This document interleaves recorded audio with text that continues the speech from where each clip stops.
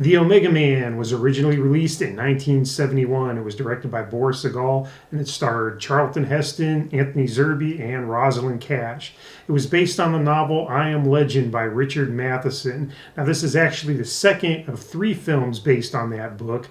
Now, how does it stack up? We'll talk about that and many other things, but first, let's take a look at The Omega Man.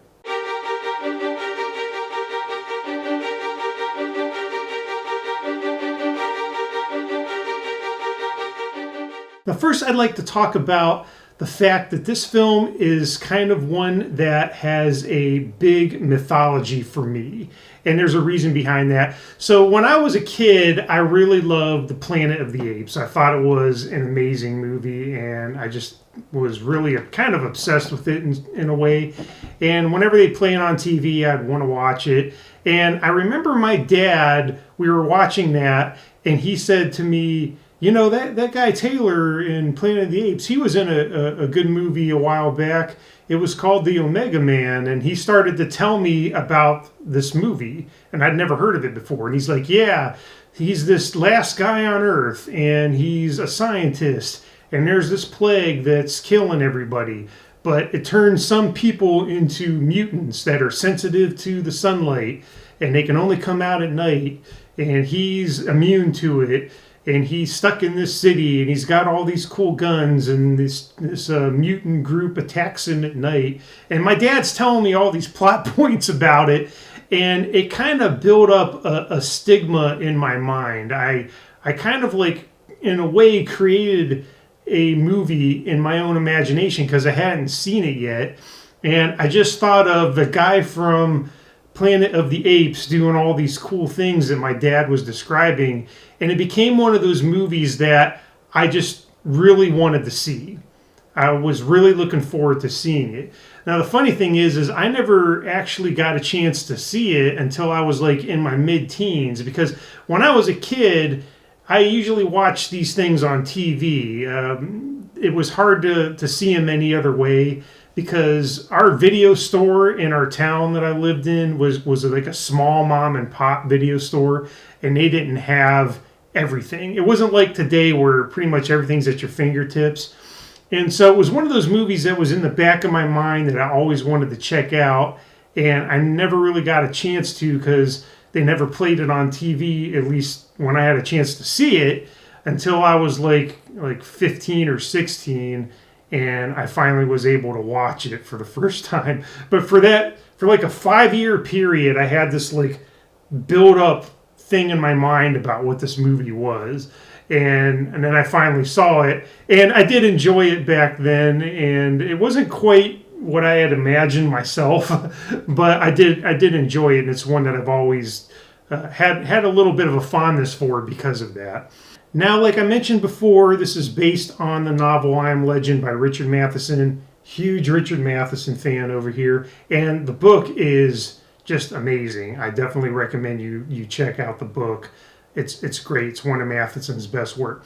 Now, I had covered the first film that was made of that. It was called The Last Man on Earth, starring Vincent Price. And it had been done a number of years before this one. Now, I am a fan of Last Man on Earth. I think that is a very good movie for a lot of reasons. I actually covered that on my channel. You can go check that video out, and I'll tell you all my thoughts on that.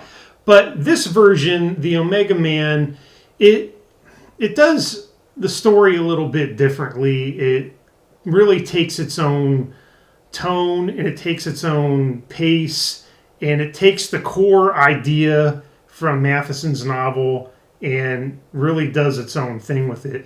And mostly, in my mind, it has to do with the bad guy element, I call it, in this one. So in the novel, they are vampires. The reason why they can only come out at night is because they're vampires. And Neville, the main character, has to go infiltrate them and try to take out their nests and kill them because they're a threat to him. And in this movie, instead of doing that, it makes them kind of like light sensitive mutants, but they're not inarticulate. They can speak. And Anthony Zerbe, who plays the main head of this clan, is very articulate. But the funny thing is they have this kind of hive mind in a way. They are really, in a sense, crazy, for lack of a better word. They've just decided that they are like technophobes now, and they still have the light sensitivity. Gives them the reason why they can't come out during the day, but they wear these cloaks. They wear like druid costumes, and I just thought that was an interesting choice to make them that. In the novel, they're vampires. In the first movie, Last Man on Earth, they're kind of a hybrid of vampires and zombies. And then, of course, the Will Smith version really kind of just made them zombies, more or less. But this gives them an articulation, and it gives them dialogue more so than the other versions. I just think that's kind of an interesting choice. I just wanted to bring that up because it does make this stand out more, having the enemy factor be framed that way versus just being like mindless zombies or vicious vampires. Okay, as always, I have our good friend here, the Clipboard of Creeps, and I looked at a couple of things. So the first thing is that the production company wanted a locale that looked like an abandoned metropolitan area, but it was too costly to build. So the producer drove through downtown Los Angeles one weekend, and he discovered there were no shoppers and the place was largely quiet at the time. And that was due to the fact that few people tended to go downtown during the weekend, and a majority of the film's exteriors were shot there on the weekends because of that. So to save money, they just went to downtown LA on the weekends and shot all those scenes where there's no one on the streets, because I don't know if it's like that today, but apparently at that time in the early 70s, that's just the way downtown Los Angeles was, which I think is kind of neat. So another really interesting thing I found was in the beginning of the film, Neville shoots at one of the mutants through a window. And that area is actually one that you can see on Google Maps today. And I thought it would be cool to kind of check that out. So I actually went on Google Maps and I found that exact spot, and you can do a street view and you can look at it on Google Maps. So I went ahead and did that. So let's go ahead and take a look. Here we are at Santee Street in Los Angeles. That's this street here. So this is the street that Charlton Heston drove down in his convertible, and he stops about here and he fires up at the mutants in the windows. So let's take a street view and we can see it. All right, this is the building here. And yeah, so he drives down the street here, he stops about here, and fires up at these windows at the mutant in the beginning of the movie. So here's that part. He's driving down, and then he stops. And yeah, there's the mutant running through the windows there. And that's the same window that he's firing at. Pretty cool. And then another thing is you see this little burger stand right here? That was in the movie as well. You can see it in the background as he's driving, so let's take a look at that. Okay, here he is driving, and if you look right behind him, there's that little burger stand. It was there then, and it's still there now. And then one other thing, if you look at this building right here, this is in the background after he's done shooting at the mutants. So let's take a look. Yeah, that's the building right there. Same one that you can see in this Google Maps. So yeah, today you can drive down the street and see the very spot where Charlton Heston fought the mutants at the beginning of the movie. Pretty neat. All right, that takes me to my final thoughts regarding the Omega Man. I like this movie.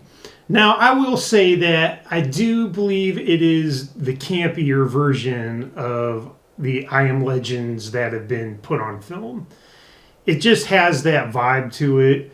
Charlton Heston, I love him, but he really just kind of chews the scenery in this. The music is just kind of upbeat and crackly. And again, going back to the enemy element, them being a clan of cloaked weirdos that are kind of crazy and technophobe, was just, an interesting choice and a little bit more on the silly side than, say, Last Man on Earth, which took it much more seriously.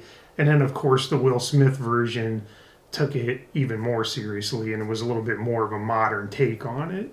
So this week, I'd like to ask you, what is your favorite version of I Am Legend that has been put to film? Personally, for me, my favorite version is The Last Man on Earth, the first one with Vincent Price. I just have a fondness for that movie, and I think it did more to capture Matheson's vision and vibe from the book. But I will say that I think this is my second favorite of them, to be honest with you.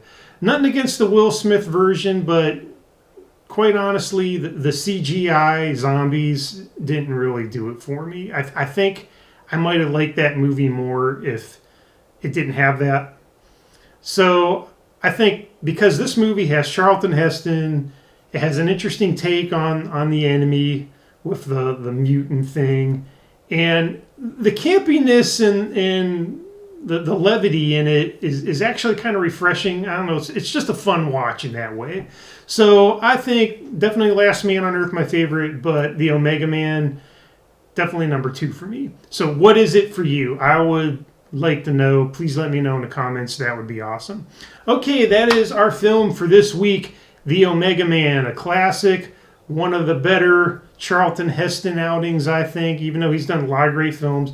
I really like his take on this character. It was a lot of fun. So thanks again for taking the time to watch my video. I really appreciate it. It means a lot to me that you're going to hang out with me and talk about these films. It's a lot of fun. And I hope you come back and watch some more. I'll have some videos coming at you very soon. And until the next time, have a good one.